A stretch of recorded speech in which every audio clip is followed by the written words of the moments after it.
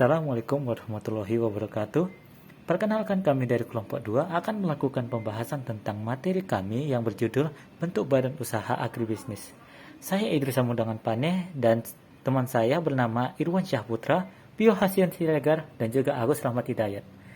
Topik yang akan kami bahas hari ini ialah tentang pengertian badan usaha dan badan usaha agribisnis, ciri-ciri badan usaha agribisnis, jenis-jenis bentuk badan usaha, fungsi badan usaha, studi kasus badan usaha agribisnis, dan yang terakhir solusi studi kasus.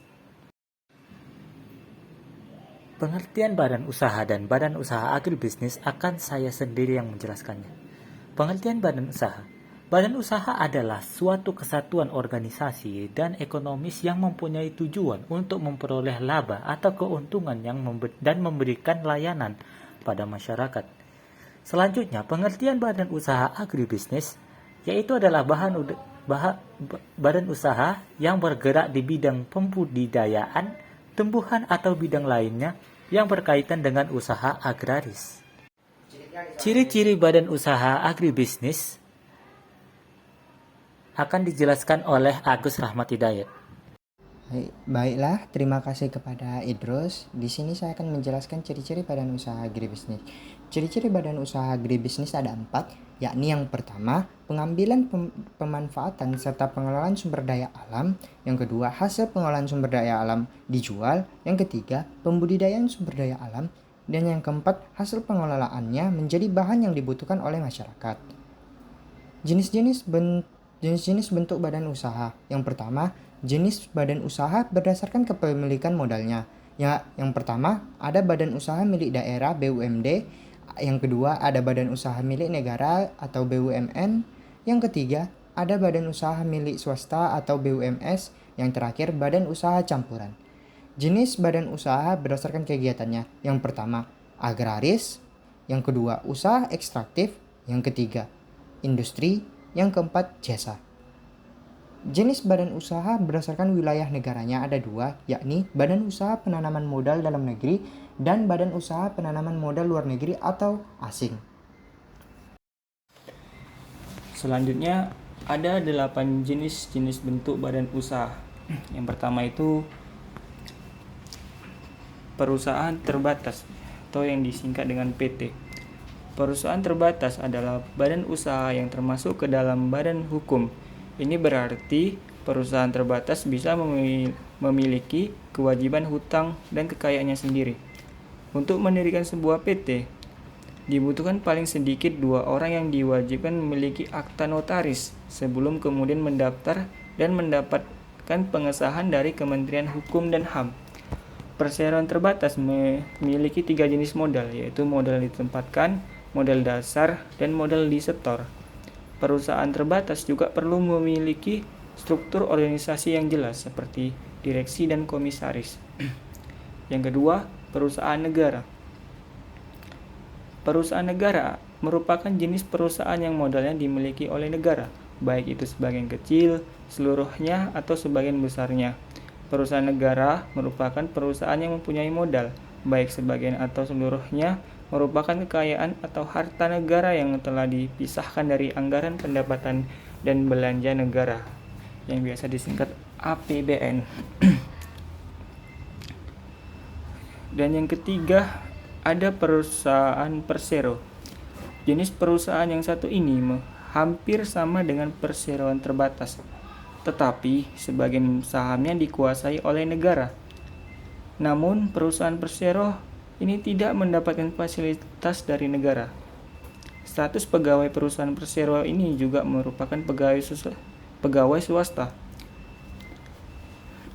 Dan yang keempat, ada persekutuan komanditer atau CV. Persekutuan komanditer merupakan jenis perusahaan yang dibangun oleh 2 orang atau lebih, yang mana para anggotanya memiliki tingkat keterlibatan yang berbeda-beda antara satu sama lain.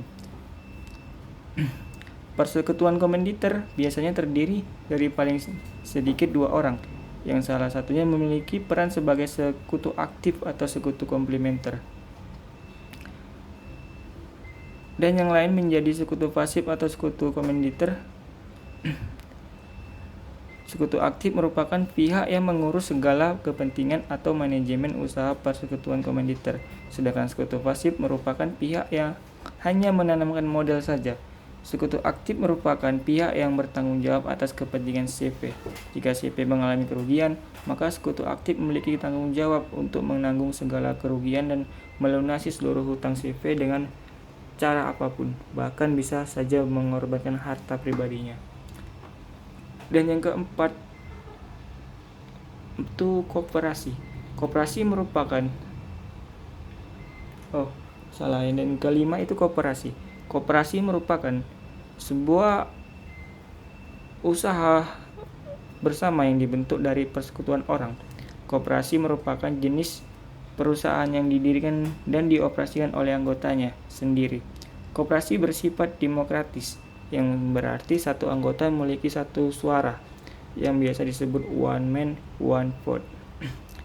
Dan yang keenam adalah perusahaan perseorangan. Perusahaan perseorangan merupakan jenis perusahaan yang seluruh modalnya dimiliki oleh satu orang pengusaha. Perusahaan perseorangan juga dijalankan oleh satu orang tersebut. Perusahaan perseorangan melakukan segala kegiatan usahanya sendiri, atau dengan kata lain, mengurus segala kegiatan produksi, pemasaran, urusan keuangan, dan kegiatan usaha lainnya seorang diri. Jika terdapat sejumlah pekerja yang membantu kegiatannya, maka statusnya hanya membantu pengusaha yang terikat dalam sebuah perjanjian kerja. Dan yang ketujuh, persekutuan firma. Persekutuan firma merupakan jenis perusahaan yang didirikan oleh dua orang atau lebih untuk menjalankan sebuah perusahaan di bawah satu nama yang sama. Persekutuan firma ini didirikan dengan patungan modal dari beberapa orang. Masing-masing anggota dalam firma ini memiliki tanggung jawab yang sama dalam mengelola perusahaan. Keuntungan dan kerugian juga akan ditanggung bersama. Sebuah firma dapat didirikan secara resmi atau di bawah tangan dengan hanya membuat sebuah kesepakatan antara seluruh anggota firma.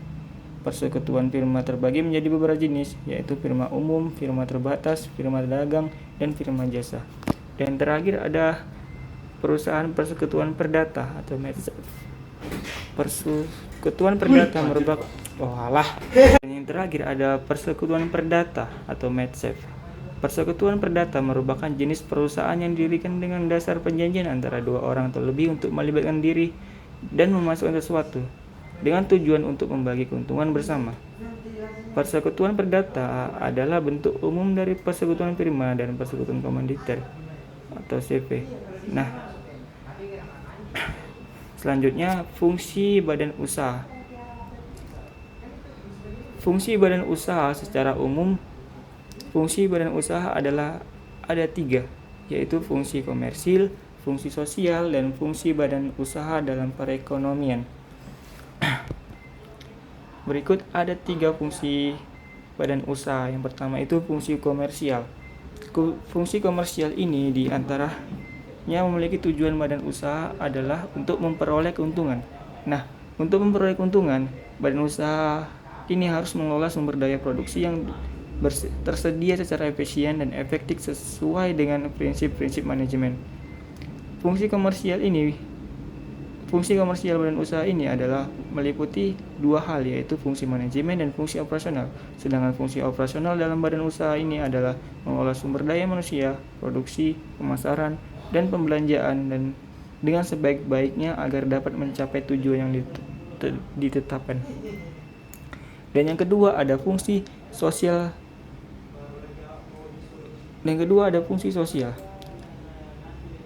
Fungsi sosial ini adapun fungsi sosial badan usaha adalah fungsi yang lebih bersifat eksternal.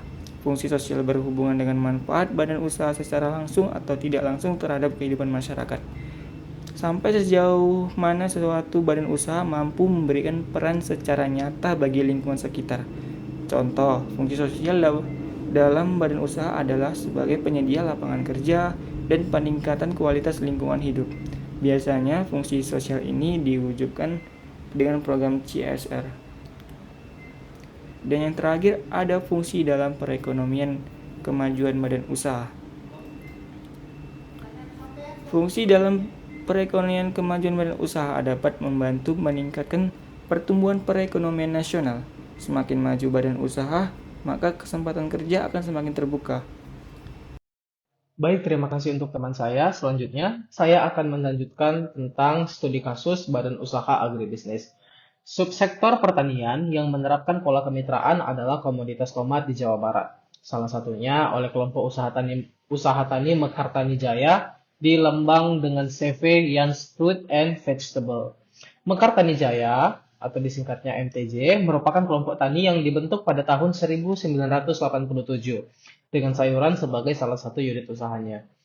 Adanya bantuan pembinaan usaha yang besar masih sangat diperlukan, terutama dalam bantuan teknologi, alat mesin yang dibutuhkan untuk peningkatan produksi dan mutu produksi, industri pengelolaan, serta jaminan pemasaran. Dalam tahap maju ini, pihak usaha kecil telah mampu mengembangkan usaha mulai dari merencanakan usaha sampai dengan pengadaan sarana produksi dan permodalan, serta upaya dalam menjamin kelangsungan kemitraan dengan usaha besar. Kondisi tersebut telah tepat mencerminkan kondisi kemitraan antara petani mitra dengan CV Yans Fruit and Vegetable. Pihak CV Yans Fruit and Vegetable tidak lagi memfasilitasi petani mitra dalam hal permodalan. Aspek yang masih dijaga komitmen dan kinerja dalam kemitraan adalah jaminan pemasaran tomat. Selanjutnya ada solusi. Solusi yang bisa kami tawarkan yaitu hal yang dilakukan untuk perbaikan dan peningkatan kinerja dari petani mitra dengan CV Yans Fruit and Vegetable dalam melaksanakan kemitraan sehingga diharapkan kemitraan dapat berkelanjutan dan mencapai win-win solution adalah penilaian derajat kemitraan bertujuan mengidentifikasi aspek-aspek mana saja yang telah sesuai memenuhi aspek yang dibutuhkan dalam suatu hubungan kemitraan. Petani mitra telah mampu berusaha tani tomat dengan baik dan memenuhi kebutuhan usaha tani tomatnya dengan modal sendiri. Untuk berharap dapat melakukan kemitraan berkelanjutan, maka langkah-langkah yang harus dilakukan adalah yang pertama, menjaga dan memperbaiki komunikasi antar pihak yang bermitra. Yang kedua itu memperbaiki mekanisme penetapan harga beli tomat oleh CV Yans Fruit and Vegetable. Dan yang ketiga, menggunakan input produksi yang tepat dan sistem budidaya tomat yang baik. Keempat, memperbaiki sistem informasi secara terbuka dan menyeluruh terkait dengan kerjasama. Yang kelima, mengembangkan perencanaan yang berkaitan dengan kemitraan secara tepat. Yang keenam, mengembangkan dan memperbaiki skema kerjasama yang lebih menguntungkan. Dan yang ketujuh, lebih menguatkan koordinasi antara pihak yang bermitra.